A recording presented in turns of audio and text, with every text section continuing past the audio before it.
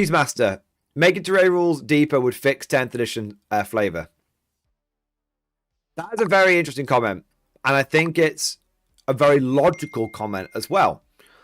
We look at 40k boards, we see L-shaped ruins everywhere, and it's easy for us to kind of go, okay, well, we need to fix the terrain. This is one of those examples of what sounds logical and sensible, what sounds like common sense, doesn't actually work. Because on the surface, I absolutely agree with you. Making terrain rules deeper would fix 10th edition. But then, let's look at a game. Let's look at a few different games. Let's look at Horus Heresy and Bolt Action. So, Bolt Action has got dense terrain, which you can't see through, similar to Ruins in 40k. And then it's got hard cover and soft cover. And really, that's it. There's dense, hard cover, and soft cover. Oh, there's also things like rough terrain and impassable terrain, but they just affect your movement. Soft cover gives you a 5+ cover save. Hard cover gives you a 4+ cover save. So if we actually break it down, Bolt Action only has 3 real three real terrain mechanics. You've got cover that gives you cover saves. You've got cover which blocks you've got terrain which gives you cover saves. You've got terrain which blocks line of sight, and you've got terrain that messes with movement. That's it. Then we look at something like Horus Heresy. Now, of course, we're talking about this from a 2.0 perspective. This may change to 3.0, but it's the same thing. You've got terrain you've got true line of sight, so terrain which is solid blocks line of sight. So that's actually it's almost less than Bolt Action, but anyway, it's the same thing. You've got things that give you cover saves, things that slow down movement, and things that block line of sight.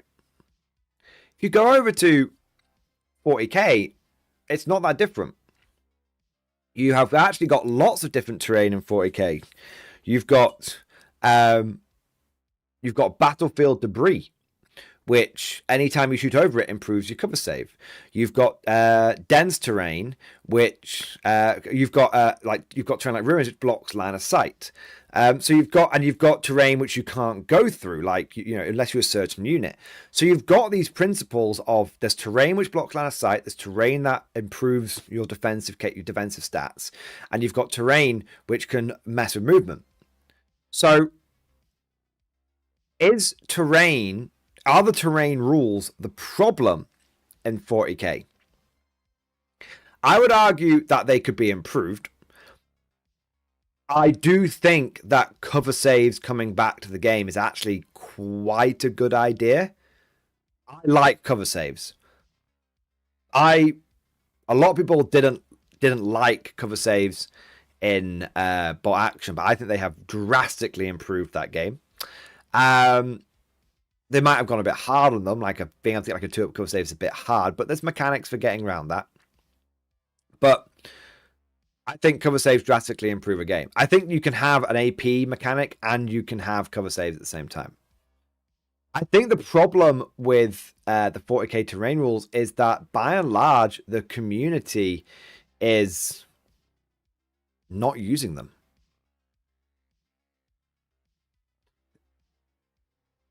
It's very easy for us all to point at Games Workshop and blame them for everything.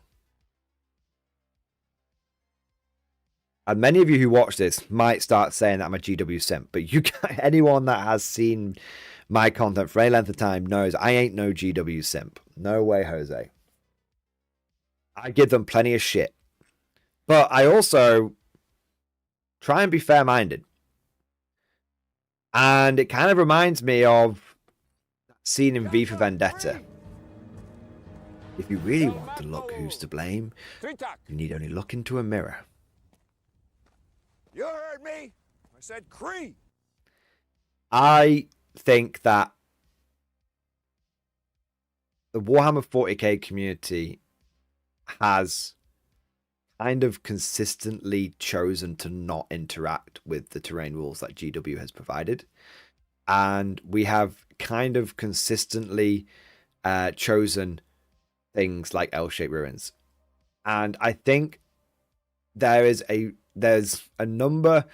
I think there is some blame to be laid at GW's feet, 100%. But I think that there is some blame that needs to be laid at our feet as well. I think that for the vast majority of players, it has become. I think what's become obvious is that the vast majority of players aren't all that bothered about the aesthetics of the terrain that they play on. Here is a reality of the fact. Everyone says they want flavor. Anytime I do a video talking about flavor versus balance, down the comment section, it's always people going flavor, flavor, flavor, flavor, flavor. But the reality is that I think people, when it comes to flavor versus balance, I think the silent majority are like, I prefer balance. Because 40k players are very analytically minded. We like numbers. We're a little autistic, but we're quite competitive. We're quite competitive. And so the reality of the situation is 40k is more popular than it has ever been before. And that is because the game has been pushing for balance and competitive play. It's become less about the hobbying and it's become more about the competitive play. And let's not kid ourselves. The more that Games Workshop has done that, the more the game has been the more popular the game has become. And I think that there's a reason why we have L-shaped ruins everywhere. Because an L-shaped ruin is actually a relatively simple piece of terrain, and it's quite balanced.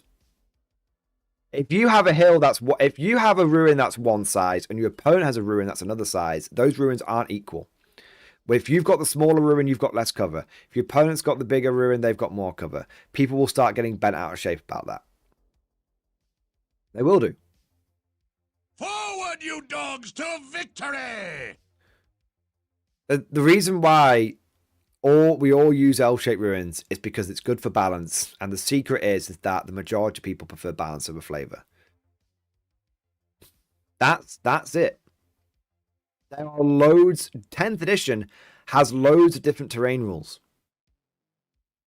10th edition has all the terrain rules that other games have. Other comparable games have. But here's the thing. I said that there was some. So the big part. The first part of this answer is we want the L-shaped ruins. We need the L-shaped ruins because 40k players love balance and L-shaped ruins and set terrain maps where the terrain's equal on both sides creates for a more balanced experience and creates a less feel bad moment where, oh, I lost the game because I lost the roll off. Okay. But I did say that some blame needed to be laid at GW's feet. And this is where that comes in.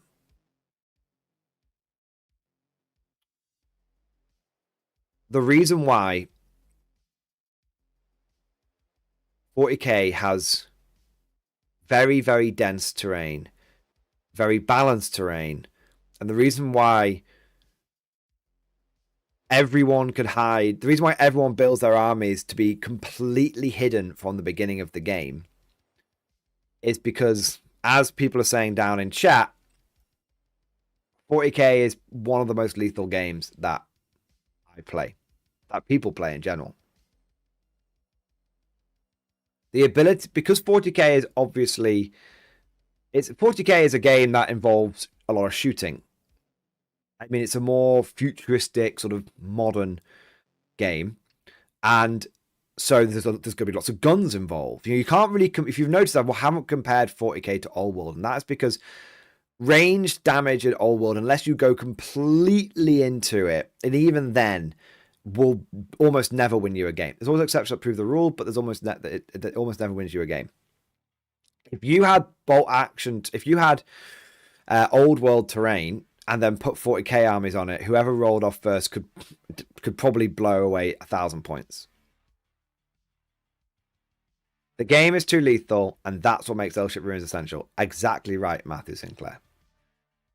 Now, you might say, well, what about a game like Bolt Action versus 40k? It's a different size game. Bolt Action takes place on a 6x4, which means that not everything is in range all of the time. In 40k, there's a whole number of reasons why 40k is more lethal. Now, the obvious reason is that so many dice get rolled. I don't really want to go over that because I've done several videos at this point talking about how 40k just has too many dice. There's too many dice. There's too many rerolls. Everyone hits 100% of the time. Everyone wounds 100% of the time. Everyone's got a billion AP coming out the wazoo. If you don't have a 4+ invulnerable save, your unit is generally not as good. We're talking broad brush, but I've spoken about this many times. 40k is very lethal. A huge part of that is there's just too many attacks. Whether it's shooting attacks or melee attacks, there's too many attacks, and then there's too many rerolls on top of that. Another big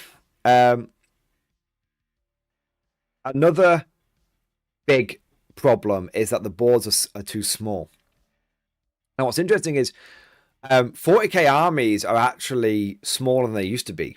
If I go back and look at some of my armies, even going back like sort of 6th, 7th edition, going back to like 8th edition, I used to be able to fit a lot more guard in my force. Towards the end of 8th edition, for example, my Armageddon Steel Legion army at 2,000 points consisted of 6 Leman Russes, 6 Chimeras, 2 Manticores, and 3 Sentinels. And I fit all of that in the equivalent of 2,000 points. Things used to be a lot cheaper back in, and I had 60 infantry on top of that as well inside the Chimeras, and I had officers and all that kind of stuff. So our armies actually, so 40k armies used to be a lot bigger. So it's not a case of they made the board smaller, but the army stayed the same size. No, that's not true at all. What is considered a horde army by 10th edition standards is actually not the same as what they consider, nowhere near the same as what they considered a horde army back in the day. 150 Poxwalkers is like rookie numbers by previous edition standards. The thing is, the big effect of making the board smaller is that basically range is almost irrelevant. Because typically, and again, talking in broad generalizations, but typically, ranged units have a minimum range of about 24 inches. And that's enough to reach out and shoot anything that they want to shoot. And 24 inches or higher. And typically melee units are armed with like pistols. It's like, oh, but pistols have got 12 inch range. Yeah, but they're not really doing any significant damage. So basically, everyone is always in range all the time when it comes to shooting because the boards are smaller. And the ranges haven't really changed all that much. Changing a battle cannon from 72-inch range to 48-inch range actually means nothing. In all of the games that I've played of 10th edition, and I've played probably 200 to 300 at this point. I mean, I've played in 100 tournaments in 10th edition or something mad. No, that's not true. I've played at least 150 competitive games of like 40k in 10th edition. Something insane. Now, I was going to an RTT every weekend, and there's 3 games, and then I was playing a battle pot. I was playing 4 games a week at one point. And if I went to a GT, I'd be playing 6 games a week. So I've played 200 to 300 games of 40k. In all of those games, especially in all those tournament games, there's only been one time when me having a longer range than my opponent meant anything, and that was when I was using my Death Strikes and Vanquishers versus Votan, and it's like, oh, Votan have only got a 24-inch range, and I've got longer than that. Oh, I actually outranged them. That's the only time that I can think of when me outranging my opponent has been game changing. There's been some times when it's been nice. It's been, oh, I've got a slightly better range than you. There's been a few times where I've had like a Demartia cannon and I've been like, oh, I wish I had slightly more range. But it's never been like game winning or losing, me outranging my opponent. It's been a nice to have, or a bit of a piss when I've not had it. So because the small boards, everyone can get into range all the time, you have to have the L-shaped ruins, because if you don't, someone can drive forward or run forward and they can blast you in the ass from turn 1. So it's essentially what it comes down to summarize all of this in one go. Boards are smaller. Armies, oh, there's a third factor. Armies are much faster now than they used to be. Much faster. You know, the sort of standard movement for a lot of armies these days is like 7 inches. Yeah. Or I'd say 7 to 9 inches, because either typically you've got a 7-inch move base, or you've got a 6-inch move, but then like an advance and charge mechanic. There's a reason why it is fairly standard in games of competitive 40k that both players will ask each other at the beginning of the game, do you have anything that advances and charges? I always, without fail, ask my opponent, whether it's a competitive game or a casual game. I'll say not always, because you can never say always, but 90% plus of the time, I will ask my opponent if they have advance and charge. Because it's so important. And movement wins games in general. And so either you're moving 6 inches, but you've got an advance and charge, or advance and shoot, or you're like guard, where you start off 6 inches, but then you can do move, or you just naturally have like a 7-inch move, or you've got a transport that lets you move and then disembark after. Well, transport lets you move and then disembark, and you can still shoot. Like, everyone's so fast, so you have to have the L-shaped ruins, because if you don't have them, you get blasted. So it's very much a case of the rules are too lethal, the boards are too small, and that gets put at GW's feet. And then you have the players who are all competitively minded, who, you know, we can't turn it off. If you want to go and play a flavorful game, if you want to play a flavorful game, you have to literally collect another game system most of the time these days. And so that gets put at the feet of the players. And this is why simply adding flavorful terrain rules in won't work. If you want to fix 40k, you have to fix 40k. Not fix the terrain rules, not fix the way armies are built. It's not one thing or the other, it's all of it. We can't be having people running around with 5 attack base. We can't be having, you know, basic Space Marines. We can't have basic Space Marines with 4 shots a guy, 2 wounds, and advance and shoot, or advance and charge. Basic equivalent thereof. That's the standard profile. Think about this for a moment. The standard profile, whether you're a melee marine equivalent or a shooting marine equivalent, is you have 2 wounds, 4 attacks, and advance and shoot / charge. Of course we need L-shaped ruins. If we didn't have them, players would roll off to see who would win the game at the beginning of that bit. The roll off wouldn't be decided who goes first. The roll off would be who wins. And that's what used to happen in 7th edition. In 7th edition, we had no standard terrain. In 7th edition, it was basically look at an old world table. That's what we used to play on for 40k. And people used to roll off to see who got first turn and then shake hands, because the person that got first turn won. Marines need to go back to 1 wound. Sorry. Marines need to go back to 1 wound, or instant death needs to come in. But then there's that could be creating lethality problems. Cover saves need to come back. And frankly, we need less dice rolls and less attacks. I think it's just a bit. I think it's all how I would describe what's happened with 40k. Gross, creators and forests have rules right now in 40k. They have rules right now in 10th edition 40k. No one uses them. What's happened with 40k is very simple. They've handed out defensive buffs one way. So they handed out defensive buffs one way. Then they handed out lethality. Then people complained the game was too grindy. Then they handed out aggressive buffs too far. And then they went back defensive. And then they went like it's. And now it's we're flipping round like this. Look at Death Guard, for example.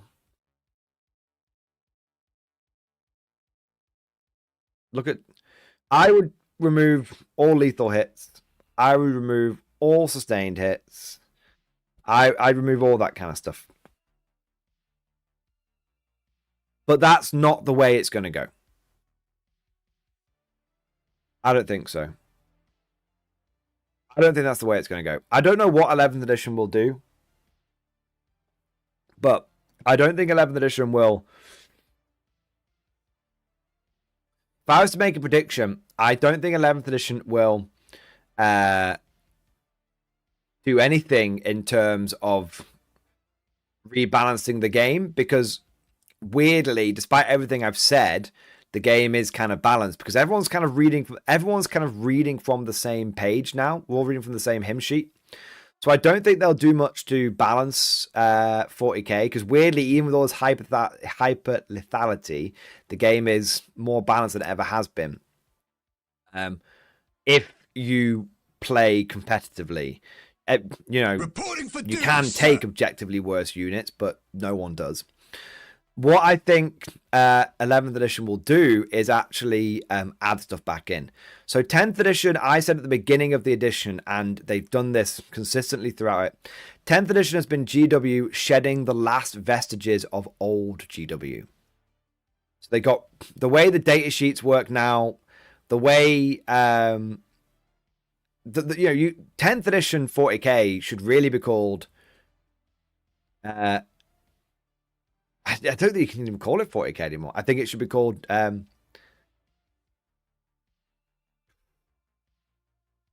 think it's Old Hammer versus New Hammer. I would call it New Hammer. I'd call it New Hammer First Edition. 10th edition is New Hammer First Edition. I think 11th edition will be New Hammer Second Edition, and all of the stuff that we lost, in terms of all the models and shit that we lost, all the forge stuff that's gone away, all that kind of stuff. I think 10th edition GW cleaned house. They trimmed down the model lines. They got rid of all the random scraplets and stuff that were left over from the legacy that they inherited. And I think if I was to say a positive note for, and this is a positive note, I think a positive note for 11th edition is I think you are going to see big model releases for every faction. 10th edition was the edition of loss. I think 11th edition will be the edition of gain. But I don't think 11th edition is going to do anything in terms of making terrain particularly more interesting. And I don't think it'll do anything in terms of I don't think 11th edition is going to fix the flavor problem. I think they will continue to go in a competitive route. I think they will continue to have, if it's not in the box, we don't give you the option. I think it will continue with fixed points. I think that's the direction they're going to go in from a game design point of view. I think we're going to get more of that. What I think they'll do is focus 11th edition on getting the hype back for model releases, because at the moment people aren't very hyped for that kind of stuff. So there you go. Long story short, changing terrain rules won't fix 10th edition. The terrain already exists. A certain level of blame needs to be laid at the feet of the players, because we all love L-shaped ruins, and a certain level of blame needs to be laid at the feet of 40k and GW, because the rules are very, very lethal. However, if you're praying for 11th edition to fix that, I don't think it will fix it. I think GW will probably evolve the game into New Hammer 2.0. But I think on a positive note, I think we will get a lot of, I think ranges are going to be, I think model ranges will explode in terms of what they offer. I think we'll see second wave of Votan and all sorts of stuff like that. Classic Macarius too. There we go. Well, at least that's what I think. But of course, all of that is just like my opinion, man. Let me know what you think.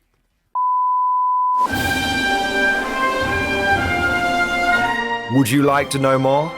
If so, then please consider becoming a channel member or patron. By supporting the channel, not only will you be doing your part, but you'll also be helping me create more content for your viewing pleasure and unlocking a whole host of perks. You get everything from a badge next to your name, custom emojis, but the big one is access to the Mordian Glory Discord server, an online community with almost 2,500 active members. It's always popping off in the MG Discord. We've got channels for army lists, hobbying, tactics, stories, and even a pretty spicy meme section as well. For all you greenhorns that wanted to see the Mordian glory hole, today is your lucky day.